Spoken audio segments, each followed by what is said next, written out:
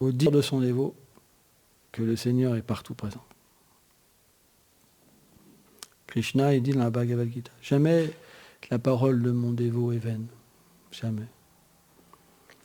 C'est pourquoi, quand Krishna il demande à son dévot de dire quelque chose, c'est absolu. Krishna, parfois, peut manquer quelque part à sa parole parce qu'il est Dieu, il est sujet à rien. Pour défendre son dévot, parfois il peut le faire. Par exemple, on a vu sur le champ de bataille. Quand Bhishma a montré une telle ardeur au combat, au point que Arjuna était dans une grande difficulté. Pourtant, Arjuna, pas longtemps avant, il avait battu tous les Kurus, à lui tout seul. Mais là, Bhishma, il a pu prendre le dessus sur Arjuna. Pourquoi ? Parce que Bhishma, il voulait voir le Seigneur casser sa promesse. Il voulait que le monde sache que pour le Seigneur, c'est plus important son dévot que sa propre parole. C'est un événement très important. Et Bhishma, il avait cette intention. Il dit aujourd'hui, je ferai voir la suprématie de mon Seigneur, que son amour est plus fort que sa parole. Et à ce moment-là, il a combattu avec telle ardeur, c'est expliqué même qu'il tirait des flèches sur Krishna. Vous vous rendez compte ? Et avec un tel amour que Krishna, il les recevait comme un baiser des gopis. Vijayacharya Thakur. Et ça lui donnait autant de satisfaction qu'un baiser des gopis. Vous vous rendez compte ? Une flèche de Bhishma. Une flèche de Bhishma, il peut se battre contre une armée entière. C'est pas une petite flèche. Hein. C'est pas une petite fléchette tirée par un gosse. Hein. C'est quelque chose vraiment spécial et suprêmement puissant. Et en plus, ce qui se passait, c'est que quand Bhishma, il tirait sur Krishna, il s'absorbait dans sa forme merveilleuse, dans la forme de Krishna. Et Krishna devenait teinté de sang. Il était encore plus beau, en fait. Et il méditait sur la beauté de Krishna en même temps, comme ça. Spécial. Qui peut comprendre les divertissements du Seigneur ? C'est difficile. Mais, quand Bhishma il s'en est pris à Arjuna, et qu'Arjuna était dans une grande difficulté, alors c'est expliqué que Krishna, à la vitesse du mental, il était à la fois sur le chariot et à la fois il est sorti du chariot comme ça, tellement c'était rapide. Et il est tombé en fait les pieds sur le champ de bataille. Et c'est expliqué que quand même 650 millions de morts en 18 jours, il y a du sang sur le champ de bataille. Il y avait des lacs de sang même. Et quand Vishwanath explique, quand Krishna il a posé ses pieds, il a sauté sur la terre, le sang a giclé en fait sur le Seigneur suprême, il est devenu rougeâtre de sang. Et il est levé vers Bhishma avec une roue de char comme ça. Et là, Bhishma, quand il a vu ça, il avait réussi à casser la promesse de Krishna. Il a juste baissé les bras comme ça pour prendre la sentence du Seigneur suprême. Et Krishna était très satisfait. La preuve, c'est qu'il a envoyé la roue avec 4 chakras. Hein? Donc, c'est des très beaux divertissements. Très, très beaux. Et là, on se retrouve dans un divertissement un petit peu aussi parallèle entre Diti et Kashyapa. Donc Kashyapa Muni, il avait reçu en mariage, si mes souvenirs sont bons, les filles de Daksha. Il me semble qu'il y en avait 13 ou 14. Et Diti, une des filles de Daksha. Toutes ses autres sœurs, elles avaient eu des enfants de Kashyapa Muni. Alors Kashyapa Muni, c'était un grand sage. Un très grand sage. Mais plutôt versé dans le brahman impersonnel. Un brahmavadi. Pas un mayavadi, un brahmavadi. Et il avait des pouvoirs mystiques super puissants. Vraiment très très puissants. Et donc, Diti, elle était malheureuse de ne pas avoir d'enfants. Elle désirait vraiment des enfants. Souvent les femmes sont ont ce désir d'avoir des enfants. C'est un désir matériel, hein, dû à l'identification au corps. Ça peut se dépasser. Hein. Et donc, un jour, à un moment inopportun, quand Shiva et son armée, hein, de fantômes, etc., étaient présents. Donc c'est un moment inopportun pour procréer, pour dormir aussi. Et Diti, elle a perdu sa chasteté, elle a perdu sa retenue. Elle ne pouvait plus se contenter. Prabhupada dit elle était secouée comme un bananier. C'est une expression, secouée comme un bananier. Elle avait une telle concupiscence qu'elle ne pouvait plus contrôler en fait ses paroles, ses pensées, etc. Et Kashyapa Muni était en méditation. Et elle a dérangé son époux pendant la méditation. Et elle lui a fait part de sa lamentation, sa grande lamentation, que toutes ses sœurs avaient eu des enfants sauf elle. Et donc, naturellement, Kashyapa lui a dit, ne t'inquiète pas, je vais répondre à ton désir. Car c'est le devoir de l'époux de combler sa femme. Mais il lui a dit, pour l'instant, c'est pas opportun. Plus tard. Mais Diti était tellement poussée par ce désir qu'elle a forcé Kashyapa Muni à répondre à son désir malgré la volonté de son époux. Et donc à ce moment-là, il s'est accouplé avec Diti. Et juste après avoir s'être accouplé, Kashyapa Muni, donc, il a dit à son épouse, tu as fait une grande erreur. C'est très mauvais ce que tu as fait. Très très mauvais. Hein? Bon, est-ce qu'il n'était pas aussi responsable quelque part, Kashyapa Muni? Hein? Il y a quand même une part de responsabilité. Mais il a dit, c'est très mauvais ce que tu fais, ce que tu as fait. Tu m'as poussé en fait à l'acte charnel alors que c'était un moment inapproprié. À cause de ça, il y aura des réactions et tous les êtres, les demi-dieux vont en souffrir. Donc c'était pas quelque chose de petit, quoi. Il lui a dit ce qui allait se passer, que deux êtres démoniaques, vraiment des démons très puissants, allaient plonger l'univers dans la souffrance. Vous vous rendez compte? Et là, naturellement, elle l'a regretté, mais Kashyapa lui a dit qu'ils allaient tous les deux être tués de la main du Seigneur suprême. Donc elle a été heureuse quand même. Pourquoi? Parce que tout ce que fait le Seigneur suprême, c'est absolu. Donc, qu'il tue ou qu'il bénisse ou ce que vous voulez, ça donne la miséricorde. Quand il tue un démon, ça le libère. Donc, Diti était quand même très contente. Mais,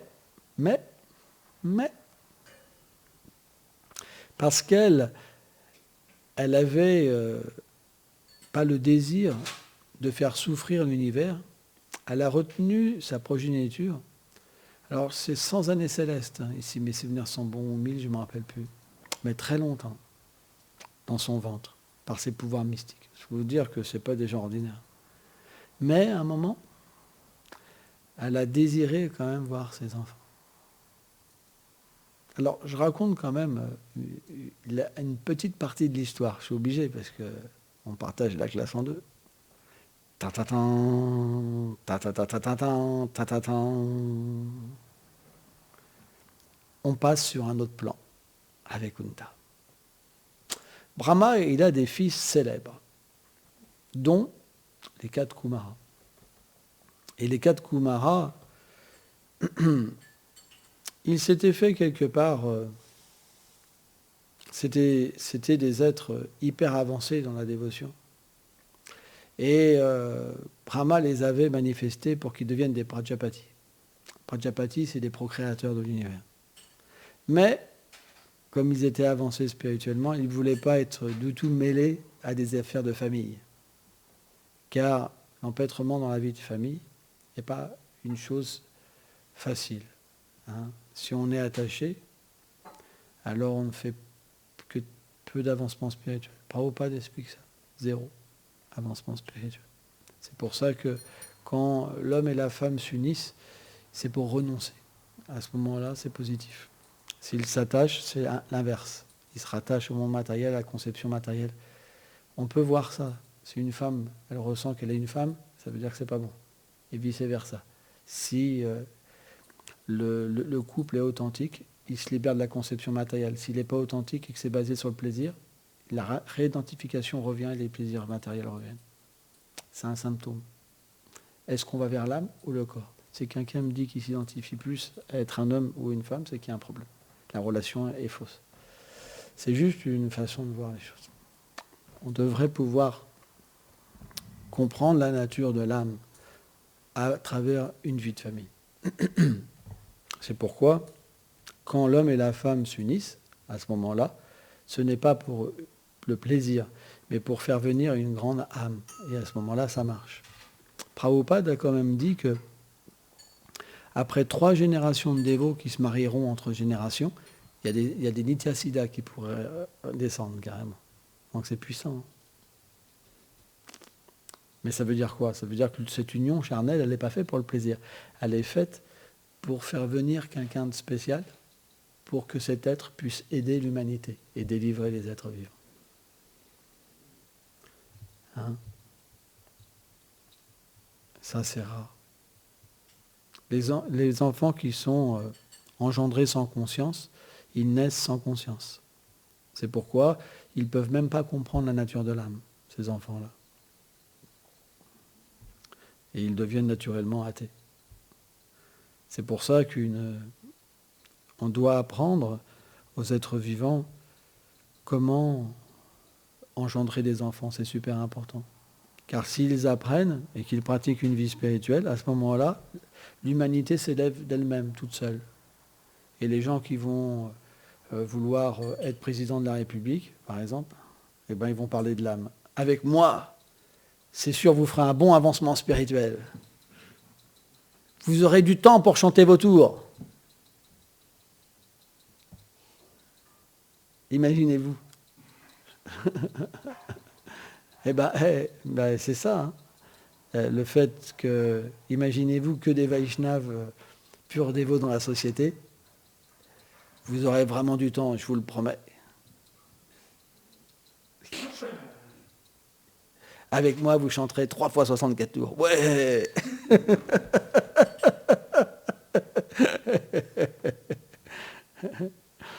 Bon, bref, c'est une blague.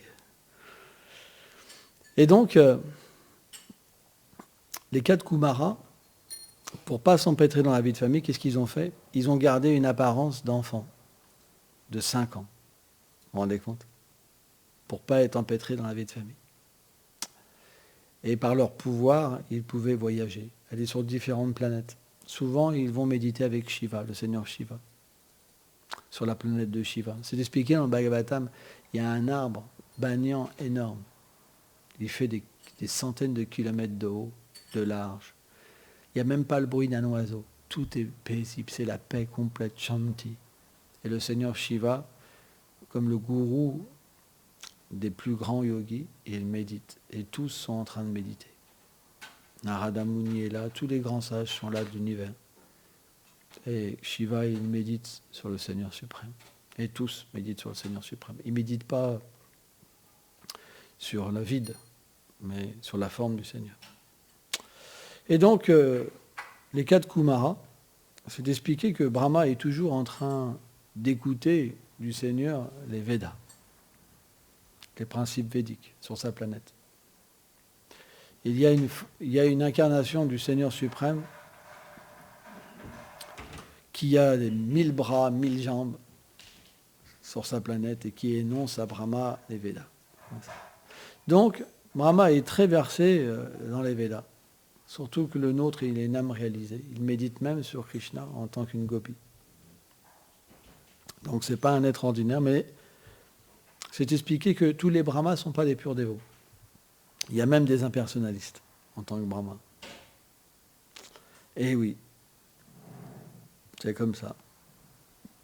Et donc, ils avaient entendu, les 4 Kumaras, de leur père, les gloires du Seigneur Narayana. Mais ils étaient quand même teintés par l'impersonnalisme. Mais ils avaient entendu parler de la forme du Seigneur, donc ils étaient attirés. Parce que les gloires personnelles du Seigneur sont plus attirantes que ces gloires impersonnelles. Parce que les gloires impersonnelles, il n'y a pas de gloire puisqu'il n'y a pas d'attribut, il n'y a pas de divertissement, il n'y a pas de forme, il n'y a pas de diversité, c'est juste la paix et l'éternité. Alors c'est glorieux, bien sûr. Mais ce n'est pas autant glorieux. Parce que Krishna dit quand même dans la Bhagavad Gita qu'il est la base du Brahman, ce qui veut dire que le Brahman est l'effulgence de sa forme.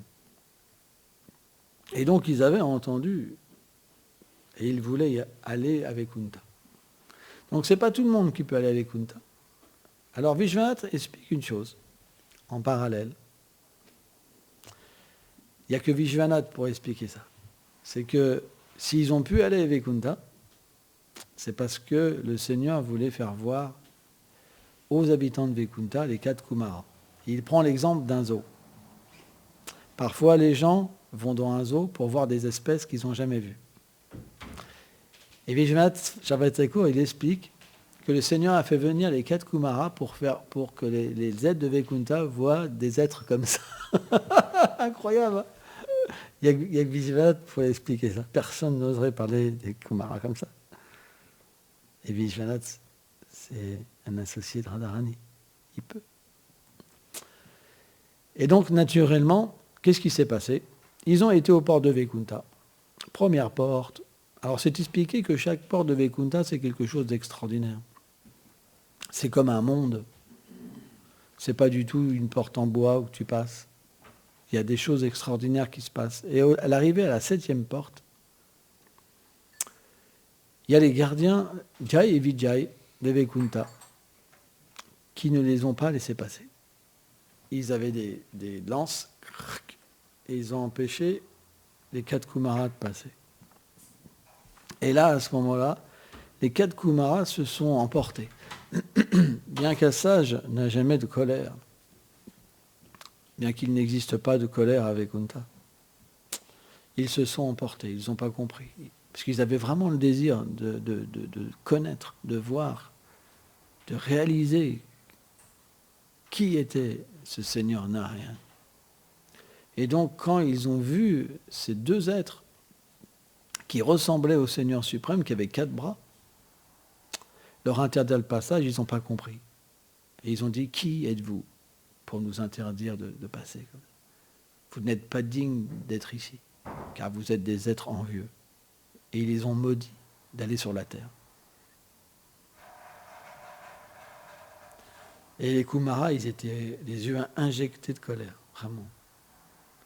Et là, ce qui s'est passé, c'est que Jai et Vijay, ils ont senti que la malédiction, elle les touchait. Chose qui est impossible que les associés du Seigneur soient maudits. Mais en fait, c'était le plan du Seigneur suprême. Le Srimad Bhagavatam explique même qu'un jour, Jai et Vijay, ils avaient reçu l'ordre du Seigneur Narayana de faire rentrer personne. Et Lakshmi Devi elle-même, Mahalakshmi, elle avait voulu voir le Seigneur, il l'avait empêché. Et c'est de là que vient leur malédiction.